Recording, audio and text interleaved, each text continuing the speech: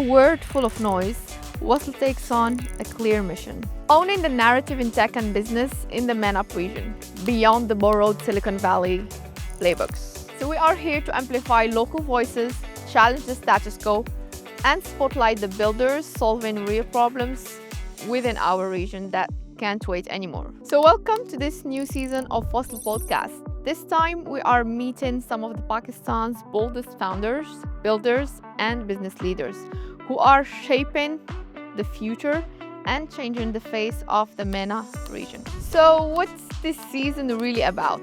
It's about understanding how these leaders navigate challenges, grow teams, win in local markets, and decide when and how to go regional and even global. Enjoy. Why are you doing what you're doing today? No. What was the hardest part of growing this community? So we get almost 8,000 people fill up the form. So you can imagine like how many people who don't come, and I've gotten literally from a death threat to people calling me all kind of abusive words. The final advice for entrepreneurs building in the region for the region. You have to be really passionate and love what you do. Don't look at the end before you start something. In today's episode, we had Aly Fahd, which is the founder and the CEO of PakLaunch. It's been launched like 5 years ago. The aim is like to really focus on Pakistani startups and supporting them and creating that community that will make investment and market expansion easier for them.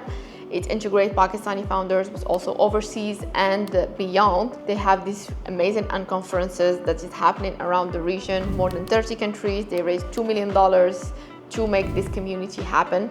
And today in RY, they are doing a great job to highlight the Pakistani tech ecosystem. Ali, welcome. Thank you for being here today. And I'm so happy to have you because you are the man behind the scenes of so many things happening in the Pakistani ecosystem in Pakistan and around the globe. So thank you for making this time in like 2 days jump in Lahore. Thank you so much for your time. I will start with the first question that I'm asking like every guest, like why are you doing what you're doing today? So I've moved to US in 2000, been there for a long time when the COVID hit. Even before that, every, community event that you go to, Pakistanis talk about giving back to Pakistan or doing something for Pakistan. So when the COVID hit, I had 11 friends from the same school that I went to in Pakistan, GIK. They were all in Bay Area. So we started a WhatsApp group to discuss investment opportunities, see what's happening in Pakistan. At what time was that? It was in Which 2020. Okay. So we started our first WhatsApp group that eventually became PakLaunch in April 2020, 29th April. And then it just kind of grew from there. So our goal was we find some, startups. We had just turned 40. So thought that gives my age away. So we thought maybe we'll advise some startups, maybe we'll invest in some, create some job opportunities in Pakistan, especially, it was around the time of COVID, right? So we started on 29th April 2020 with some GK and friends. And the first name started as a the name was, I won't share the name. It was just a joke. And then other people from GIK, other batches started to come in. So we changed the name to GIK Alumni Investment Forum. Okay. And then within few weeks, we had people from other schools in Bay Area started to come in. So we changed the name Only to... Pakistani? They were initially all Pakistanis. So we changed the name to North America to Pakistan Investment Forum. So we still have videos, webinars with that name on our YouTube channel. It's because of that reason. So we have both GIK Alumni Investment Forum. We have North America to Pakistan Investment Forum. Then we had people started to join in from Europe and Africa. And they said, we are not part of North America or Pakistan, but we want to contribute to it. And then we changed the name to PakLaunch. I thought it was the cheesiest name I could think of. I threw the name, it kind of stuck. Yeah. And then we had a lot of non-Pakistanis. It has all the meaning inside of it. Yeah. So then we had like non-Pakistanis started to come in. So now we have people in 30 plus countries. We had 60 plus WhatsApp groups. We have a lot of ambassadors for PakLaunch who are non-Pakistanis. So it just grew up very, very organically. Like, I think because we were in the beginning, our focus was always giving back, helping people. If you post a question, people will reply back or reach out to you. And I think that's what we have always. So every single one who used to come in, I used to speak with every single one who would join the WhatsApp groups until we joined, had multiple groups.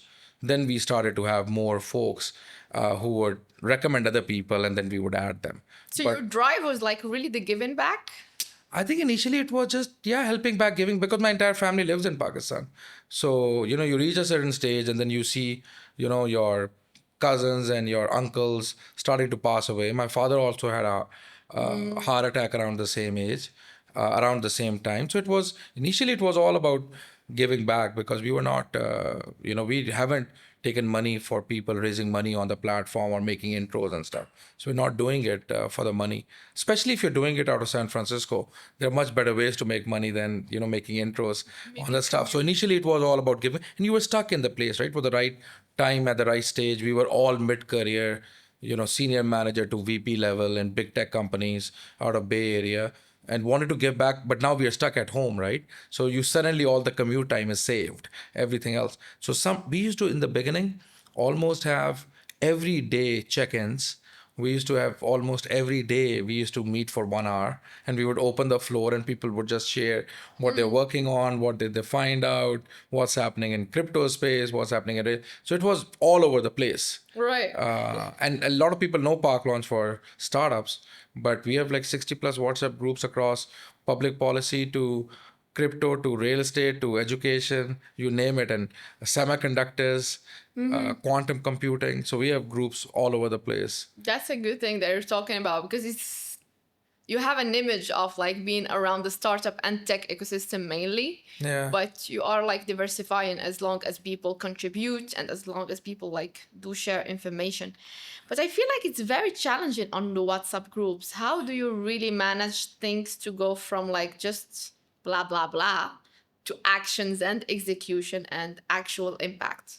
Yeah, I think we have tried different platforms, but I think one thing we learned with WhatsApp is that everyone has WhatsApp, right? So everyone is there, and initially because it was an invite only, so like I would only recommend people, and then somebody would speak with them, Right. and I would talk to them and tell them that, hey, our goal is to help each other. There is no fee, there is nothing else, but you have to help each other. If you're just there and nobody has ever seen you, nobody has ever helped you, probably not the best group for you. So our ethos always was to help, people and stuff like that. And we found WhatsApp to be the most, like everyone was there, frankly speaking. So we have tried, Signals grew when people said WhatsApp might have security concerns. We even tried Slack. People didn't want to move to Slack. We even created a website. So, the whole PakLaunch.com initially was created because people said, oh, we need discussion forums and we can create our own forum.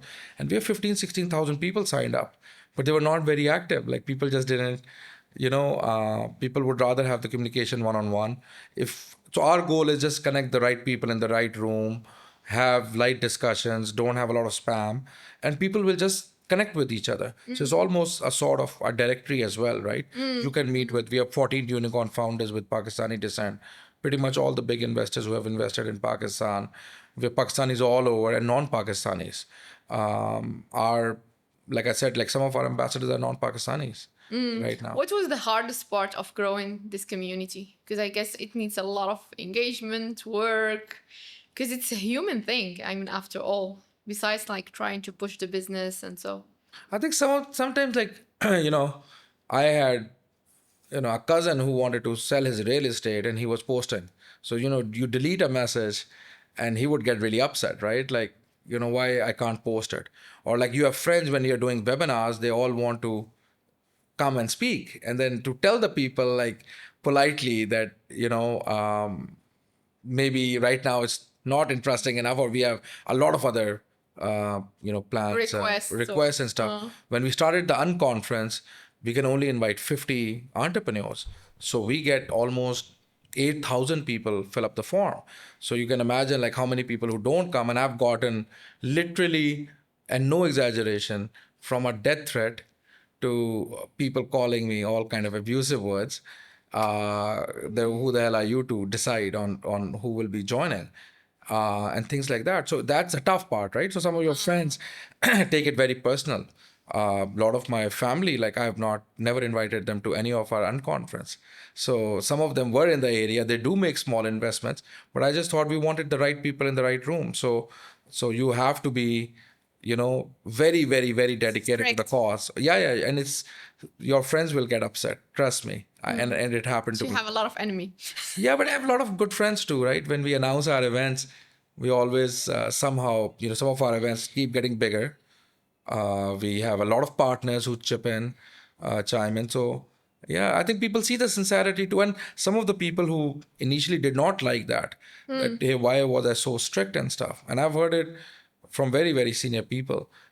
And some of them have turned around over time, right? Because we've been doing it now for 5.5, going into almost 6 years. So to do it for 6 years is Yeah, pretty this is challenging. my next question. Is like, how can we fund this? Because you say like the membership was there is no fees. Yeah. Did you raise any money? What was because a community building, it's a tough thing, Yeah. and it gives a lot to the community. Great, but we need also to survive as a community, hire people. Yeah. What was the revenue model? How we could survive and really push that community to grow and be able to impact more? I think for the first 4 years until like last April, I had a day job. So pretty much, I think most of the investment was the time, but the little like resources I needed, I was paying out of pocket.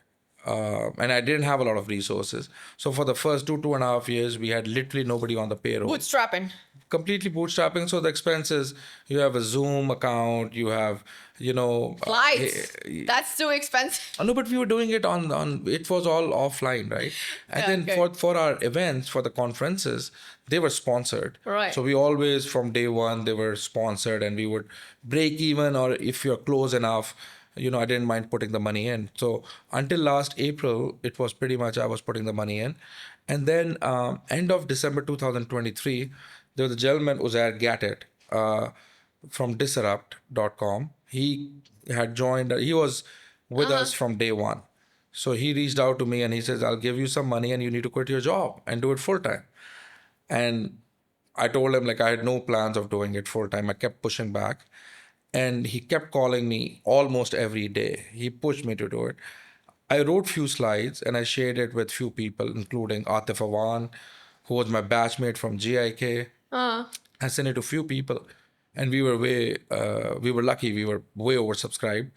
Then we brought in 7-8 partners. So we raised close to $1 million with 7-8 partners. How long it's gonna make you survive then?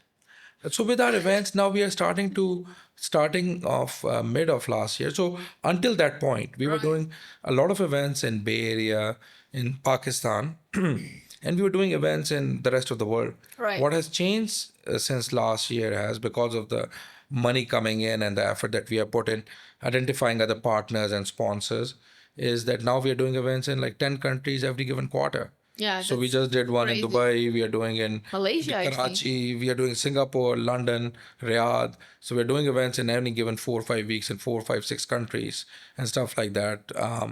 We have built a team of close to 10 people. Pretty much all of them are in Pakistan. Mostly female, 90% linked, and out of Multan, out of all places. Very interesting. So that's how our team has been growing and building. In the last few months, what we have started to do now is we have spoken about and we are trying to do our own community membership. So we will still have, the WhatsApp groups. WhatsApp groups. We will have free members. We will have some paid memberships where we are offering, different things. Upgrade service. Yeah, but you don't have to if you don't want to. But if there are few things, depending on the stage of the company you are in, you can do that.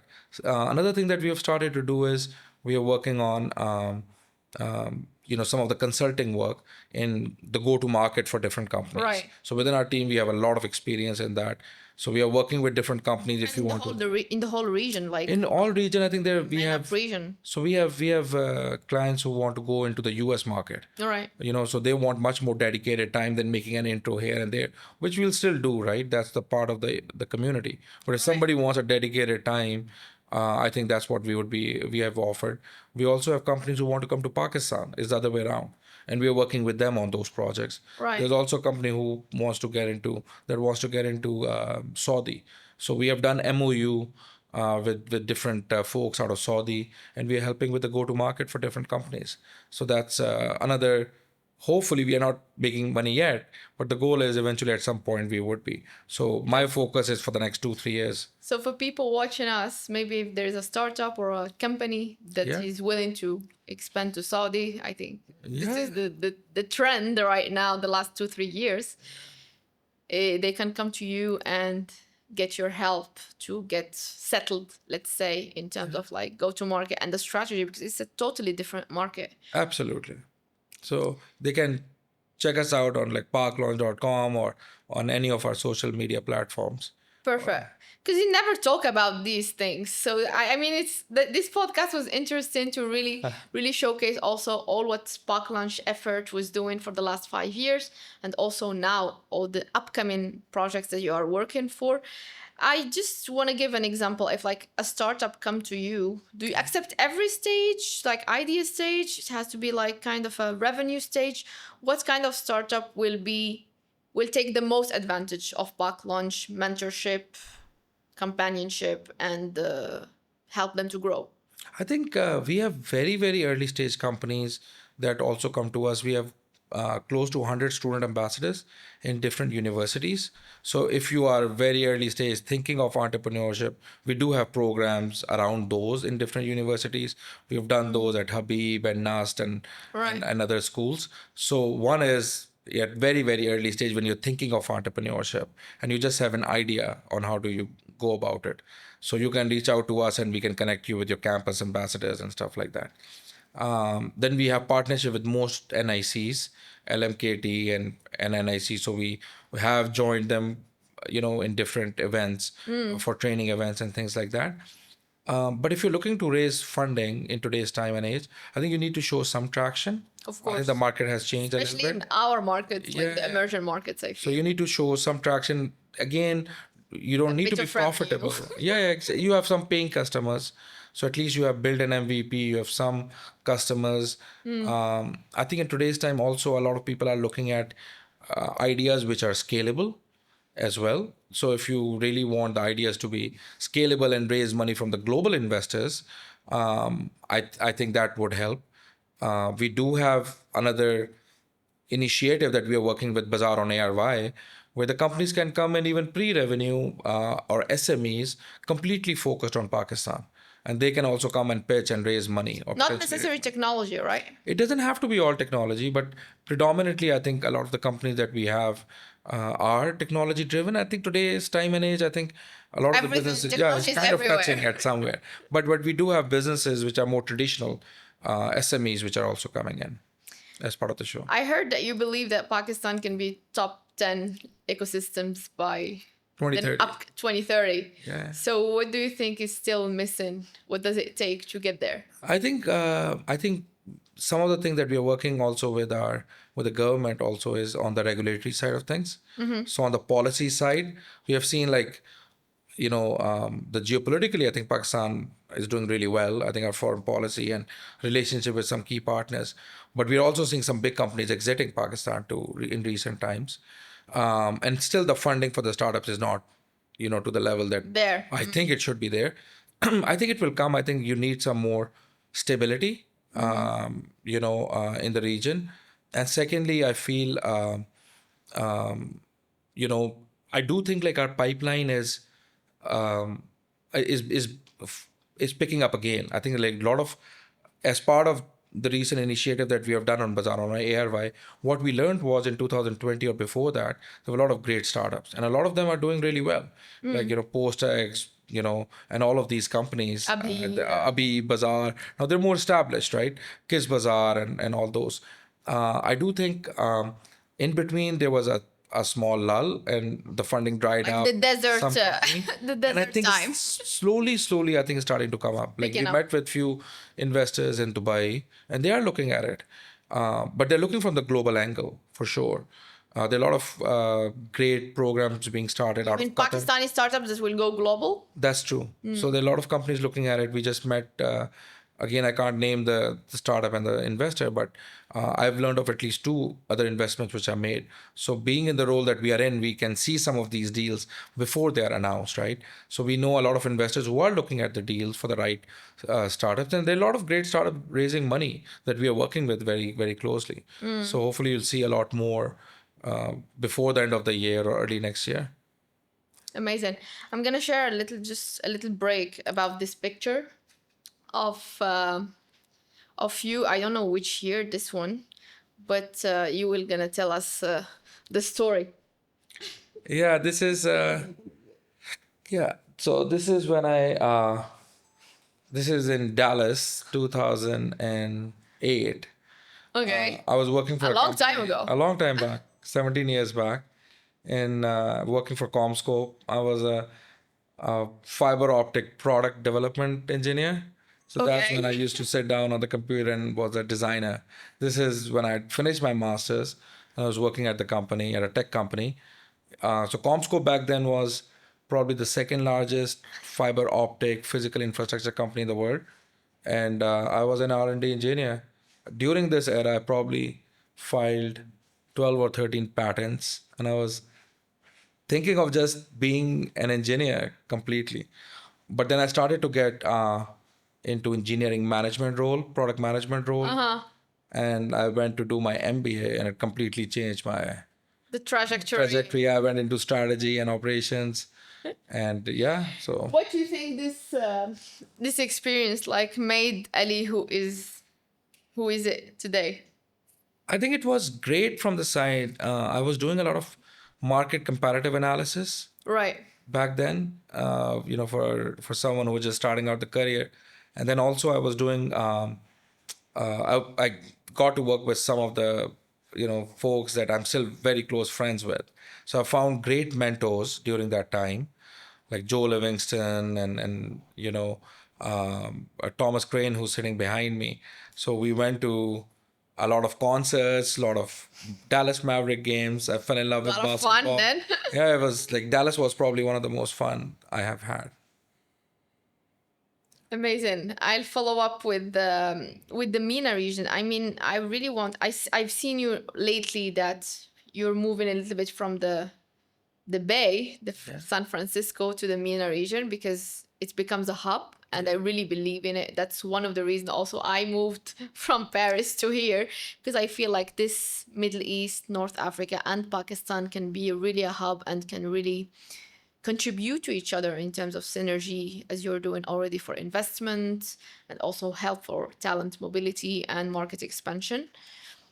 How PakLaunch is playing the role the upcoming years in the region? Yeah, I think like with our focus is on Saudi and obviously UAE, but Saudi is has been a pretty big focus, and we're getting a lot of requests even from the Saudi government itself, where their interest is in Pakistani talent. Pakistani talent globally is doing phenomenally well.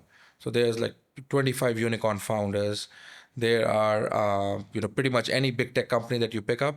I think in Bay Area you will see Pakistanis. So Pakistan is doing phenomenally well in tech. Now, what Saudis are interested in is to attract that talent to align with their Vision 2030. So there are a lot of Pakistani founders from Bay Area and elsewhere who are interested in coming to Saudi. Now, on as these companies are coming in, there's also an opportunity that we can further reduce the cost by working with, in Pakistan. So what PakLaunch can play a role is one is the great companies and startups from both Pakistan and Pakistanis globally that we can bring to Saudi. The region, yeah. And the second one is we can provide them, back end office support and low cost Pakistan, because Pakistan is still cheaper than Saudi in a lot of ways. So both on the supply and demand side, I think PakLaunch can play a role. Now, again, I just want to emphasize like our focus is a lot on Pakistan, but coming from Pakistan, but we want to keep the ethos of Pakistani, but we have a lot of non-Pakistanis. So in a lot of our events, we have a lot of, even when we are doing our unconference, we have an Egyptian founder that will be there. We have Lithuanian, we have British. So I just want to make sure that PakLaunch is not only with the access of Pakistanis that we can bring in. There are a lot of other communities that we work with very, very closely in Bangladesh, in Vietnam, and a lot of their diaspora in the US and elsewhere. So our goal is to connect them. I think we can align really well with Saudi. And then because of the relationship between Saudi and Pakistan right now, which is probably all-time high, we can also provide a lot of back-end support out of Pakistan. So that's the role we can play with them. You were talking a little bit about talent, and this is a personal pain point for me that I just moved to Pakistan and started like recruiting talents. I find it challenging. Okay. What is your intake on that? And to find the right talent with the right standards. I'm like with international standards. We've been working abroad, both of us. And to find the right people, I mean, maybe there's a lot of talent, but it's like finding a small needle in the how you manage these challenges. I think like I've been recruiting or hiring people since maybe 2003. From Pakistan? No, from the US predominantly. Yeah. And then But US is different market. yeah, and starting from 2020 onwards, Right. I've worked with a lot of companies here. And I've also, since 2021, when we did our first conference, I've been working with a lot of talent here. Pound for pound, I've hired people from MIT and I've had challenges. And I've hired people from Multan, from a tier 3 school, and I've had great experience. So I think a lot of it also depends on the recruitment process too. Okay. Where do you look? Who do you interview? How do you set the tone? How do you set the expectation? If you work with any emerging market, like I've hired people, I've managed global teams working for Tyco and Comscope in China, in Belgium, in Netherlands, in US. In UK, I was based out of UK and I was managing a pretty large team. It's like I've had, HR issues in every place. I think it's all about the communication, setting the tone, and holding people accountable. Okay. I think like I set up very, very strong KPIs. Okay. Like if I'm hiring someone, I'll set the tone, I'll ask them the expectations. I always want to make sure that I pay, well. I don't want to keep negotiating. I do believe you throw peanuts, you get monkeys. Yeah, talents need to get Yeah, so if you want to hire someone, you pay the right amount of money, you encourage them, but then hold them accountable and give them, the accountability and the authority and responsibility that kind of intertwine, right? So you can't hold someone accountable, but you don't go give them authority. Right, So, right. If they have, you can only hold someone accountable if you also give them responsibility. Of course. And you are paying them well. If somebody doesn't do it, obviously you go through churn. But then also maybe because of the network that we have been able to build, a lot of our hires come through referrals. Right. So maybe I'm a beneficiary of that. I do get pipe. It's a pipe. So the people that I hire, they pretty much all come through referrals. Not that we don't have challenges, but I tell you, Sara, this is my honest view, not biased. Like I've worked with pretty much starters from a lot of different Saudi to Egypt to Bangladesh to elsewhere. Pound for pound, I have zero doubt in my mind Pakistani tech talent is the best or one of the best. And pretty much any of those people have told me that. So you speak with some of them without taking their names The off wait camera. is done. Yeah. So I'm convinced, and I've worked with Amazon, and I've gone. You've seen so many people. Yeah. So I've worked with some of the very, very best, like Nobel laureates down to I've talent. I think Pakistanis, the talent pool is great. I think the issue is what I've seen in some cases is the motivation, and people tend to like negotiate really hard, try to underpay if they can get away with it. So Because there is this mentality of underpaying and like just sucking a little bit the talent, which is not good. So I hold people, like I've also been very cutthroat from the side. Like I said, I'm very, very motivated about our goals and what we want to do and the value add part. So it's not that we haven't had churn, but it's all about you pay them well and you hold them accountable. If somebody doesn't do it, maybe it's not they're great, but maybe they're not cut out for the work that you want to do. And second thing is like, with Amazon, there are like 14 leadership principles, right? That's how they interview people. So I use a lot of those same tactics to ask during the interview where they stand, how would they commit if they disagree, for example. So one of the principles in Amazon is you can disagree, but once the decision is made, you will commit. And some people have a hard time, right? They'll keep arguing, and you can't do that when you have not a lot of people and you focus on a large conference where 150 who's who will be there under one roof. So at some point you need to start making calls. So yeah. Talking about the calls, there's like how many calls you're doing every day? Because Taimur is like, Ali is crazy with the calls and talking with all the stakeholders and entrepreneurs. Yeah, I'm on the call a lot, I think. But I enjoy it also. Like I used to, I think I'm, an introvert in an extrovert world, but I feel Introvert or extrovert? I'm an introvert. I think. I think I Same, do really same. well. In a smaller gatherings, I do much better. I think in a bigger gathering, I was in reverse sales, so not that it intimidates me. I just don't enjoy it as much. So, but I do like one-on-one conversations. I think I generally like the hearing about the stories of people. Again, you can't fake it at my age, right? So you've been doing it so long, like you are. At a certain point, it's part of your DNA. So back of my mind, I think it's a typical Cancerian. I'm curious about how I can add value and help. And I think if you keep doing it consistently, I think it comes back. Exactly. Something you would do differently if you start PakLaunch today? I don't know like how it kind of grew and stuff. So I don't know what I could do differently. I think it was just part of the DNA and the personality. Like again, it's very focused on the results and doing it, and you do what you commit. So yeah, I don't know if I would be able to change much. Maybe I think with some people I would give them a second chance. Or I do think in the beginning, especially in Pakistan, I brought in some partners and people that I worked with, and I felt I was too focused on the goal and adding value, where maybe I could be slightly more. I would do the same thing and the outcome might still be the same, that they won't be working with me, but I think I could do it much more Strictly. more like In a strict way? in a less strict way. Less Maybe strict way. I think I think that's one thing I would do. And also I think I would build the team much earlier. I think like we started in April 2020. Really truly the team started to form maybe in 2023. So I think it was for a very long time, and I had a day job. I feel like if we had done it earlier, I think I would have accelerated a little bit more. I think so, but It's gone. part of the journey. Yeah. I would love to talk about the ROI thing, maybe to close up. You are launching a very big cohort Yeah. and also a TV program, or Yep. it's going to be only digital? It would be. It's a television show. Okay. So it will be available on different platforms. It's a Shark Tank. What is it? Can you explain for us? And where are you from this process? Yeah, it's Bazaar is the name of the show, and the concept was that in our part of the world, like a lot of the entrepreneurs, also beside the funding, they also need mentorship. So this particular program is we had few thousand people who applied. We have cherry picked close to 100 entrepreneurs.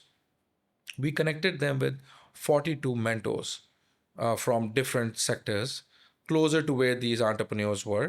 They will go through 3 months of mentoring from these top mentors. So to give you an idea about our mentors, like Aly Fahd is one of them, Ehsan Saya from Daraz CEO, Arif Iqbal from Lam CEO, Myra Co-Natural CEO. So all these people have, raised money or they invest money, who are mentoring these entrepreneurs. So they will go through it for 3 months. We will also do a lot of due diligence as part of it. So we will ask them to show their financials and stuff. So if you're claiming that your valuation is this, or you have a revenue, What are your numbers? yeah, exactly. Show us your tax filings and all those things. If you're post revenue and things like that. So our goal is to do that for the first 3 months, and then starting from January, these people will come. A select group of these people, so almost half, will make it to the final recording of the show, and they'll come and pitch in front of the gurus, is what we're calling, who are the investors. Okay. And each one of the guru has to commit to $500,000 in an escrow account. So they will put the money in a separate account before Right. they come on the Sure. show. So we want to make sure if they say they will invest money, they will actually invest money. So not that they can't do due diligence after the show, but the money needs to exchange hands pretty quick. It's committed. The third thing we are doing, also part of the show, is between ARY and PakLaunch, we have raised close to $2 million of our own fund. So the goal is that, out of those 50 companies, let's say, that come on the show. Right. And there might be some companies that investors do not like, but ARY and PakLaunch team, we think we can help them. We might end up putting some of our own money in. Right. But that fund is not only supposed to be just for the show. Our goal is percentage of the money goes towards the show, but eventually we want to use it for Pakistani diaspora as well, and the Pakistani companies that want to go global. So it's a beginning of funding a new PakLaunch. Exactly. Like funding the expansion. Exactly. So we want to, so that is the third stage. So that's what makes the show unique. That first is we are doing all the due diligence and stuff before, the show is even aired. Then we have gurus who are putting the money in escrow account. Right. Third one is we have our own fund. Amazing. What is an unpopular opinion that you have around the tech scene today? I think like two things. I think you're assuming, I'm assuming you want to know about Pakistan, right? So generally Or in the Pakistan. region. The MENA region. MENAP region, I call it. Okay, MENAP region. So I'll probably make it more relevant for the lot of the PakLaunch side. Right. The Pakistani entrepreneurs here, founders. I think there are two things. One is like, I feel the founders need to think big. I feel like a lot of the founders in the region, especially in Pakistan, they think much smaller. Okay. That we have That certain Americans. amount of you will have a certain amount of revenue, and suddenly your lifestyle changes, and the way you are treating people, talking to people, I think kind of changes. Right. I do think like, $5, $10, $20 million might be great, but you need to think big. That's one. Dream big. Dream big. The second one is be more strategic thinker. I do think like a lot of people here can be, and I've seen it across the board with emerging markets. People can tend to be very transactional. Right. And I feel like it's a much longer haul. It's a much longer journey, and you will have ups and downs. So one of the things I've seen people is, depending on how well they're doing or not doing, their relationships and their demeanor changes. And some of the best founders I've come across who have done really, really well, they're very humble and modest. Actually, the more successful they've gotten, the more modest and humble they've gotten. So I would think that, don't let success get to your head. Think big, build relationships, be more strategic person, like think longer term, not like transactionally just now kind of a mindset. And I see that in MENAP a lot more than I see it in US. It's kind of a survival mode. It's a survival mode. I think people want Activated. like right now, if I'm speaking with you, what can I get now? That kind of a mindset is there in a lot of emerging markets. Unfortunately for our market, if you don't have that patience and that passion for what you're doing, you're gonna die. Depression. 100%. So that's what I do. I have a lot of guests in our webinar. Believe it or not, it took me like almost some of the examples for like year, 2 years. And people have to told get them there. Oh yeah. Like there was one founder who came to one of the biggest VCs in the world. They came to one of our unconference, ended up getting COVID in 2022, and sent me some of the nastiest messages that you were reckless, careless, and and blah blah blah.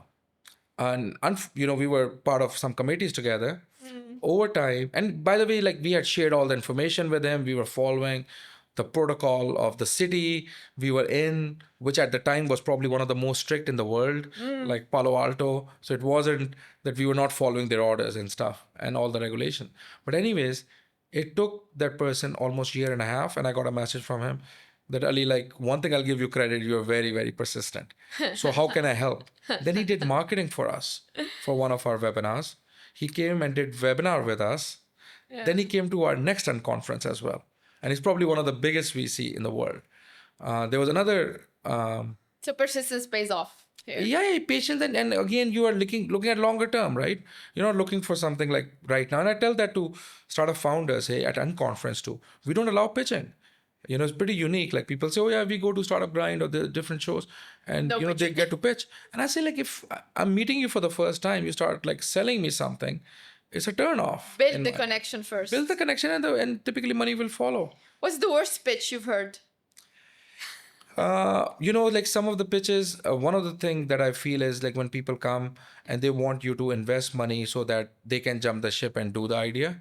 And they have a day job, they just have an idea back of the napkin, but they don't want to jump on the idea, or they haven't done anything, but they want people to fund their idea so that they can jump the ship From a one pager. from a one pager. And I feel like you need to have some skin in the game, right? Like I like people like how much of your own money you have put in, how much of your own time you have put in. Have you built something? And I come across a lot of people who just say, oh yeah, I'm working, I'm really busy, but I really think it's a good idea, I would love to build it. Can you help me raise like $3 million so that I can jump the ship, and then I will start doing it. So that is one of the things I've It's seen. a red flag. Yeah, it's kind of a red flag I've seen from a lot of people. Can you name a startup or an industry you think is overrated now? I think in our part of the world, I can't say anything which is like overrated. I can name like some startups which are doing well, or some of the sectors which are doing well. I think obviously clearly like fintech is doing pretty well, and like we're talking about Hubble. I think Hubble is doing phenomenally well. I do think there's a lot of effort going on within Pakistan on tokenization and crypto. I think that would be the next wave, and how it intertwines with fintech. So I think that would be the next big thing. I think health tech, I think, is underrated. I think it's not as funded, but I think it would come. I think edtech is another one of those. I do know AI is changing a lot of things, but I think again these are core to the human need, right? The same thing as agri-tech is not as funded, but again it's The core to base of Maslow pyramid, so Exactly. we have no choice. Yeah, exactly. So I do think at some point, I think agri-tech, health tech, fintech, health tech, edtech, I think these three are not getting as much funding as they are, but they're core to the human need. I'll give you emoji. I need you to describe PakLaunch in 3 emojis. See, I don't use emojis that much. You are from the old generation, right? Yeah. So Something that I will think come these to you. three, I think one is, I don't know if it's the right emoji of explaining it well, but is the one, the left one is what, like smiling, laughing? Yeah. So yeah, we have had, like, I've met some of the most incredible people myself, and I hope other Like people you have a have good too. time. Yeah, we have had great time. Like we have done events, and I've traveled with people all over. I was talking to one of our entrepreneurs that we have traveled to 7 countries together. The Okay. heart is again The heart is some like, of the some you're of the pouring your heart in it. putting my heart more than that. Like I've met a lot of people who have become my best friends and confidants. Right. Like I'm able to do PakLaunch because of Uzair Gadget and some of the other partners who came in. I wouldn't be able to do it. So that is the hard part. Full time at least. Yeah. And then the Then the crying crying part is part. It's You like know, a it's- lot it's of emotion happening. it's a thankless job too, right? It can be sometimes. Like you can put all the effort in. If I tell you like, okay, you have 12 episodes and you get like 50 people who want to come and they're messaging you, and like some of your closest friends too, like it's hard to keep saying no. Yeah. Or you want to help some founders, but you can't. can It's a at the end of the day, there's limited pool of investors. We do a lot of screening. Unfortunately, not all the startups we can take them to the investors. And so there are people who are really, really happy. We have helped raise $122 million. So there are startups who are like hardcore believers, and that's why we are able to get all the funding for our events and things like that by sponsorship. But there's a lot of people who are very unhappy, right? So it's that makes One you word sad. to describe the future of the region. I'm super bullish. Like if I could move back, I think I have 2 young kids who wouldn't move. Otherwise, I would be here. Move here. Okay. Yeah. So which city you think has the most potential of being the next hub? Abu Dhabi, Riyadh, Cairo, Karachi, Lahore? I think the one which is the closest right now in my mind, I think it's kind of in the region has almost become that is Dubai. I think the next one is up and coming is Riyadh. Riyadh. Again, this obvious two choices. Okay. So I consider Dubai, Abu Dhabi, you know, Maybe that region. Karachi next, no? Yeah, I think then Karachi. I think Karachi is definitely in the pipeline. I think what's next is, I think those two cities might be slightly farther along, Well, like Dubai and Riyadh. But I think in Pakistan, I would feel, yeah, I think Karachi, Lahore, either one. Toss up. if we give you like $1,000, how would you invest it? Right now, I would invest back in some of the things that we are doing that I can't talk about. I'll probably put it back in our park launch rolling fund. Okay, $1,000. Yeah. It will help then. Yeah. And the final advice for entrepreneurs building in the region for the region?